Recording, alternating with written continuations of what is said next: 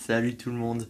Aujourd'hui, je pensais que ça allait être une journée super chargée, avec plein de cours et tout. Et en fait, je me suis pas rendu compte d'un truc, c'est qu'en fait, ils ont mis tous les cours en début de semaine.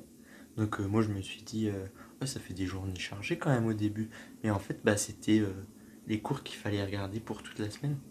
Du coup, bah, aujourd'hui, j'avais que 2 heures de cours, alors que je pensais que j'en avais 7.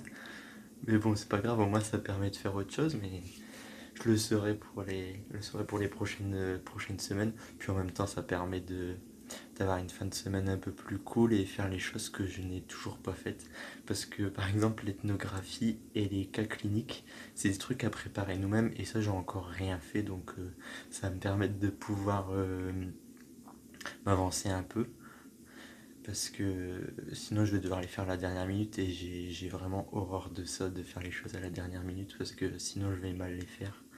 Et quand je fais une activité qui est, euh, qui est pas préparée à l'avance, par exemple des TD, des TP, c'est un truc qui m'énerve de pas l'avoir travaillé parce que t'es là, t'es passif et t'apprends rien du tout.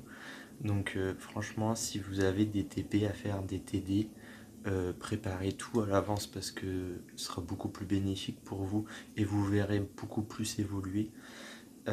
Sinon, à côté de ça, j'ai fait mon test Covid. Ils m'ont déglingué la narine. Mais j'ai pas encore les résultats, je verrai bien. Et après, qu'est-ce que je voulais vous dire? Ouais, du coup, j'ai fait les 2 heures d'histologie. C'était en live, mais je sais pas ce qui s'est passé, ça buguait. Alors j'ai coupé le truc et je l'ai regardé. Là, je viens de le regarder les 2 heures. Et l'histologie, en vrai, j'aime vraiment bien parce que c'est vraiment comme je l'ai dit, c'est vraiment une suite logique avec la cytologie et l'étude de la cellule. Et on reprend les idées qu'on a apprises au premier semestre. On va venir accumuler nos connaissances pour vraiment comprendre ce qui se passe. On a par exemple vu la maladie bulleuse. La maladie bulleuse, en fait, c'est une maladie soit génétique ou auto-immune. Et c'est notre corps qui va créer des anticorps contre les protéines qui sont au niveau des jonctions, donc ce qui fait que les cellules sont bien collées l'une à l'autre et qu'elles restent soudées entre elles, par exemple au niveau de la peau. Et cette maladie, en fait, elle va venir faire des bulles d'air. Et bah, je vous mettrai une petite photo là, comme ça vous verrez. Et franchement, c'est bien parce qu'au moins ça nous rappelle que ce qu'on fait, c'est pas des choses dans le vide et ça va nous servir. Et c'est pour mieux comprendre les pathologies dans les années à venir. Et oui, donc c'est très intéressant. Demain, on est vendredi.